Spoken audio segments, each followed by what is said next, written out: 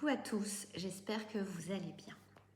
Je vais vous faire une vidéo que je souhaite être la plus juste possible. En tout cas, ce sera dans la justesse de ce que je conçois, comprends, ressens actuellement. Ne prenez que ce qui résonne, c'est important. Et puis, voilà, la vérité, des fois on touche du doigt quelque chose, ça peut être une parcelle, un bout de mosaïque, un bout de puzzle. Ce n'est pas forcément l'intégralité d'une vérité. On s'en approche, on tâtonne, on est ces humains-là qui essayons des fois de comprendre, qui essayons de ressentir, qui essayons de savoir, qui essayons de comprendre ce que l'on expérimente. Et si la flamme jumelle, le lien, était un tremplin? Je vais déjà vous parler de l'atelier, de la journée, du rendez-vous sur Zoom qui a lieu demain de 20h à 21h et qui va être avec des codes d'activation de lumière. Si vous sentez qu'actuellement vous êtes dans une période de shift énergétique ou de bascule, peut-être rien, mais que vous avez envie d'avancer dans quelque chose, ou en tout cas si vous sentez que ce que je suis en train de vous dire vous appelle, ça peut être intéressant pour vous de vous inscrire. Je vous mettrai tout en dessous. C'est quelque chose où on lâche son mental, on le met de côté, c'est vraiment des sons, c'est vraiment des codes que je reçois, que je transmets. Début par une petite canalisation guidance et puis ensuite ces codes que vous recevrez de manière énergétique, chacun à votre manière, pour recevoir dans ce moment actuellement ce dont vous avez besoin, que ce soit des libérations, que ce soit des nettoyages énergétiques, que ce soit de la reconnexion, que ce soit du rappel de votre âme, peu importe, plusieurs choses. Si vous sentez quelque chose qui vous titille et vous donne envie, n'hésitez pas à nous rejoindre, on a un joli groupe déjà. Et là, je viens de sortir l'hypnose en autonomie pour détacher les étiquettes, toutes ces étiquettes et ces croyances que l'on croit être soi. La notion de flamme jumelle peut peut-être vous aider pour certains. Alors c'est vrai que ça peut paraître incohérent, je fais des hypnoses qui sont sur les flammes jumelles ou le retour par exemple à l'énergie première, bon ça c'était l'année dernière. Vous avez le mariage divin, mais qui est un mariage en soi, là on est déjà sur quelque chose de plus dans l'unité de soi, beaucoup moins dans le lien à l'autre, il y a eu duo, duel, et puis là je fais une vidéo sur ce que je vais vous dire là. Et peut-être que cette hypnose, elle n'est pas faite du tout pour les flammes jumelles spécifiquement, mais détacher toutes les étiquettes que vous pouvez avoir eues, notamment, je parle dans cette hypnose de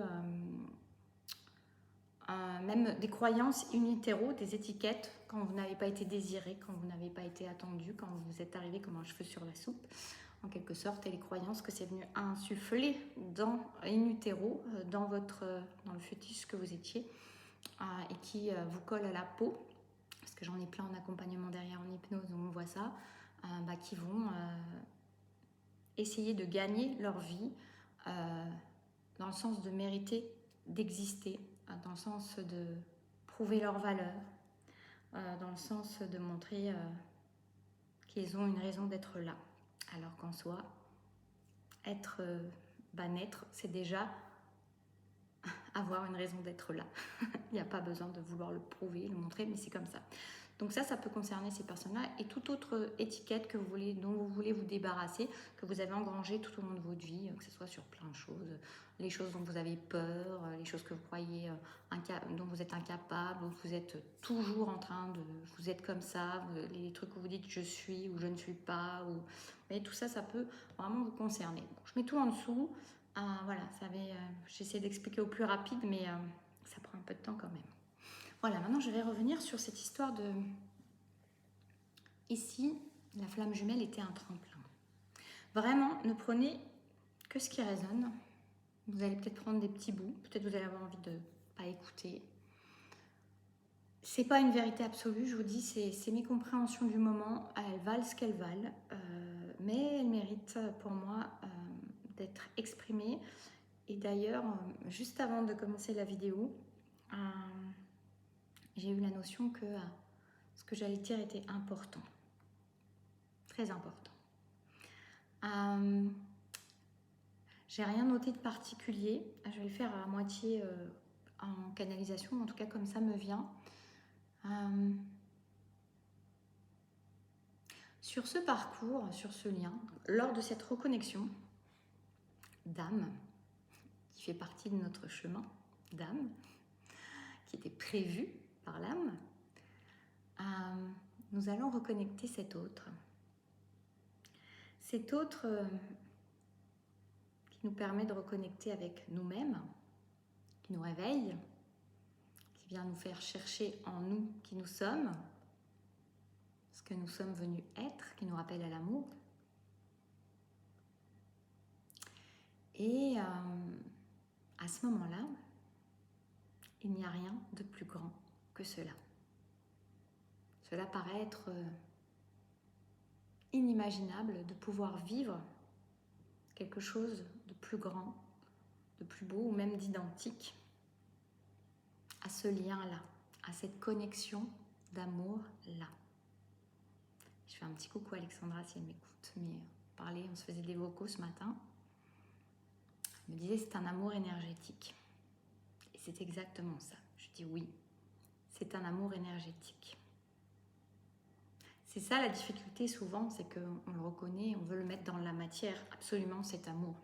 Le faire reconnaître dans la matière comme étant un amour, cet amour énergétique si puissant, où on est en connexion, où on est en télépathie, où on est dans les ressentis de l'un, de l'autre, où on est dans une reconnaissance de l'un de l'autre, puisque nous sommes cette même essence.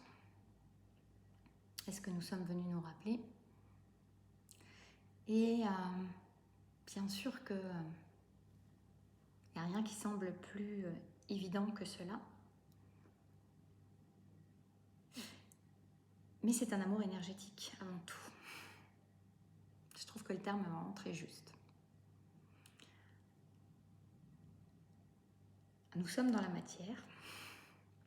Nous sommes des êtres incarnés. Nous sommes des êtres vivants, venant vivre une expérience, notamment celle de cette reconnexion avec cet amour, avant tout énergétique, en tout cas tout d'abord énergétique, pendant très longtemps énergétique. Nous sommes des êtres incarnés. Donc pendant très longtemps en général sur ce parcours,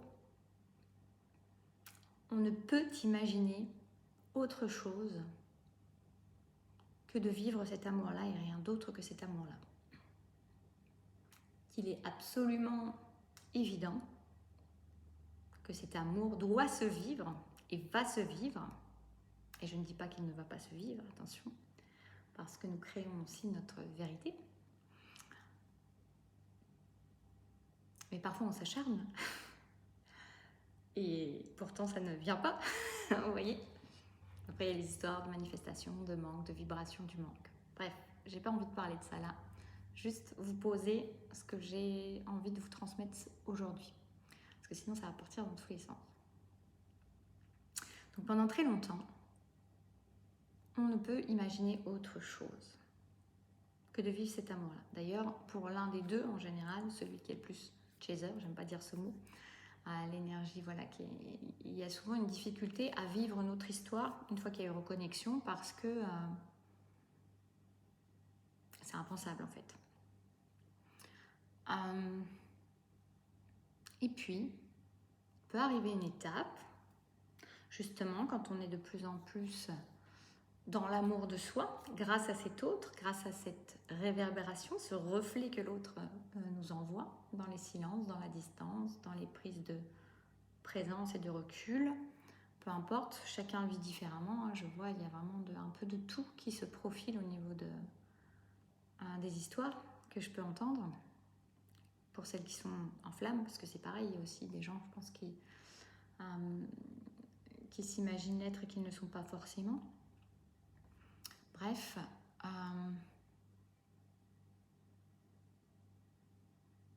je me suis perdue. Il y a vraiment oui, on se retrouve de plus en plus à être dans l'amour de soi, dans le respect de soi. Souvent, il s'est passé du temps, des fois beaucoup de temps. Et puis, pour se rendre compte, à un moment donné, qu'on ne peut plus être forcément dans l'oubli de soi, dans le sacrifice de soi. Ce qui au début ne semble pas être un sacrifice peut sembler à un moment donné le devenir. Et selon les blessures de chacun, faire vibrer de l'abandon, du rejet, de l'injustice, de l'humiliation. Selon chacun, vraiment. Prenez ce qui vous parle. Il arrive un moment où il y a un besoin quand même de vérité et d'équilibre. Un besoin de donner et de recevoir. Et dans cette énergie-là, il peut y avoir la possibilité de s'ouvrir à l'idée de vivre autre chose. De vivre autre chose qui ne sera pas pareil. De vivre autre chose qui sera moins bien. Mais on va faire avec parce que on a envie de matière, parce qu'on a envie de présence, parce qu'on a envie de donner et de recevoir. Se présente alors à ce moment-là comme une sorte de deuxième option.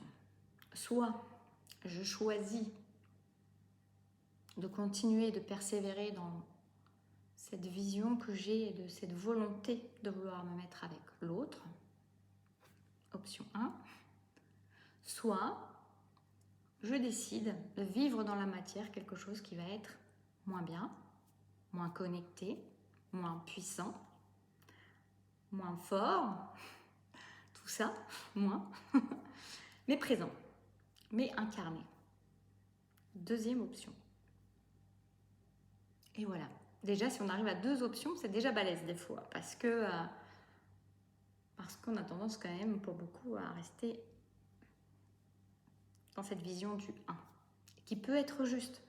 Je ne juge personne, je ne veux fausser le chemin de personne et je ne veux troubler la volonté de personne et la vision de personne.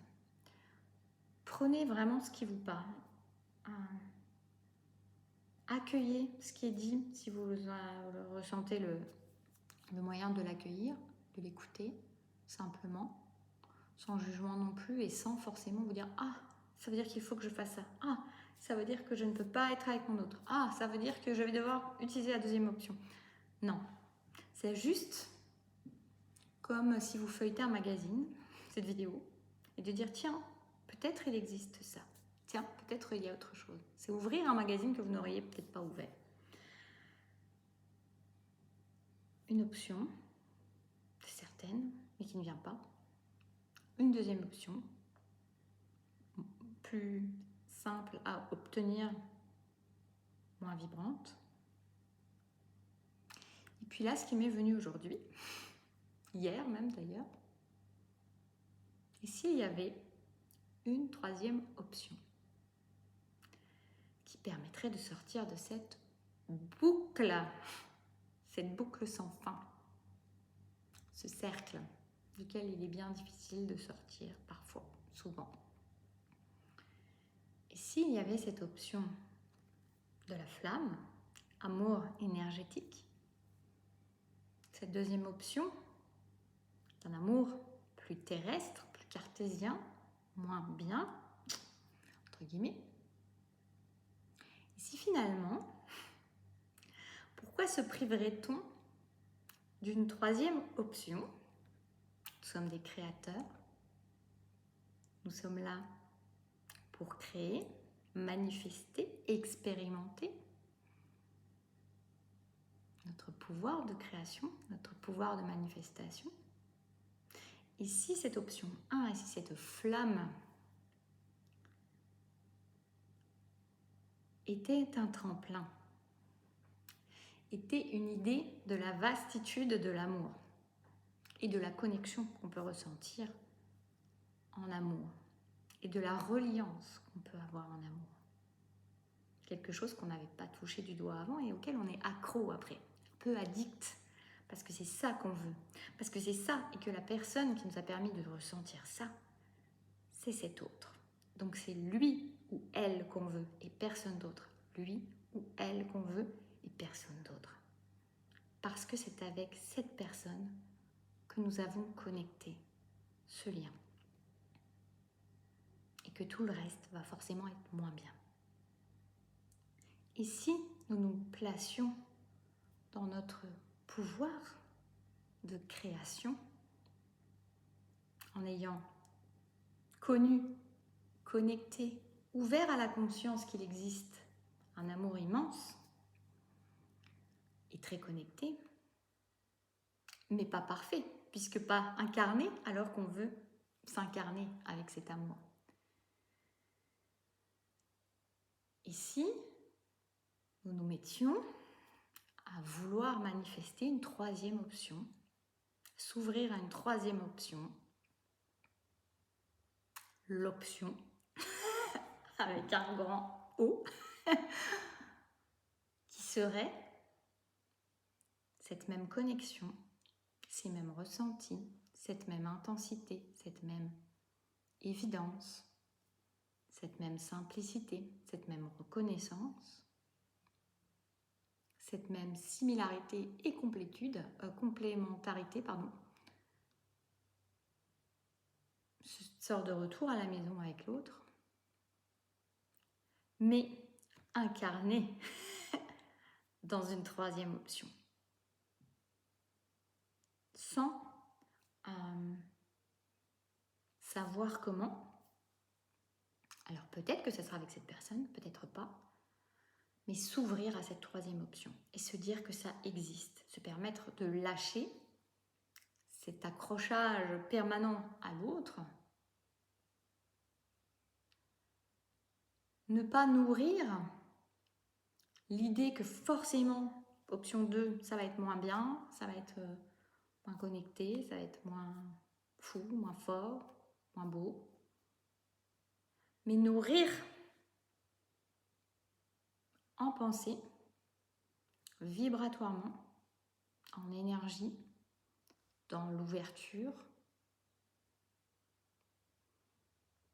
dans la certitude qu'il existe quelque part, tout près, une troisième option qui permet de vivre à la fois ce 1 et ce 2. Et vous voyez, je disais à mon ami ce matin, en lui parlant, où ça m'est venu comme ça, je lui dis oh, 1 plus 1 égale 3. On entend souvent ça, 1 plus 1 égale 3. Une flamme plus une flamme égale une troisième énergie. Mais je lui dis une option plus une option égale une troisième option. L'option qui permet d'assembler les deux premières en une seule. Et c'est un truc incroyable, c'est-à-dire que quand j'ai ressenti ça hier, quand ça m'est venu hier et ce matin, je me suis dit qu'on était tellement... Ça paraît bête, ça paraît si simple. C'est de la petite arithmétique et en même temps, savoir compter jusqu'à 3, 3 options au lieu de 2, au lieu d'une. Déjà, on met des fois du temps entre le 1 et le 2. Mais alors, le 3 n'est même pas concevable dans l'histoire. Et pourquoi pas? Nous sommes les créateurs. Cela existe quelque part. À partir du moment où on y croit, à partir du moment où on ouvre la conscience que c'est possible, à partir du moment où on s'ouvre à ce possible-là, qu'on arrête de s'accrocher à l'identité de quelqu'un en particulier parce que cette personne nous a fait vivre quelque chose de particulier, ça ne veut pas dire lâcher l'amour, ça ne veut pas dire ne plus aimer cette personne.